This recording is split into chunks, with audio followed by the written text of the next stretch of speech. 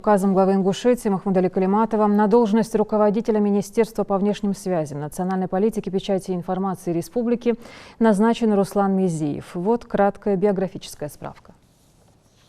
Руслан Элезович Мезиев более 9 лет занимал должность заместителя министра по внешним связям, национальной политики, печати и информации Республики. Имеет большой опыт управленческой работы. Свою трудовую деятельность он начал в 2008 году с должности коммерческого директора ООО «Завод минеральных вод «Октябрь-А» в станице Суворовская Ставропольского края. Через год был назначен начальником отдела в аппарате Совета безопасности Ингушетии. Спустя короткое время он возглавил аппарат правительства Республики. В его трудовой деятельности числится работа в должности ИО директора аэропорта ЛИК, в аэропорту МАГАС в должности заместителя генерального директора, заместителя начальника отдела в управлении Федеральной службы судебных приставов по республике, регионального менеджера Сбербанка. Женат, имеет 5 детей.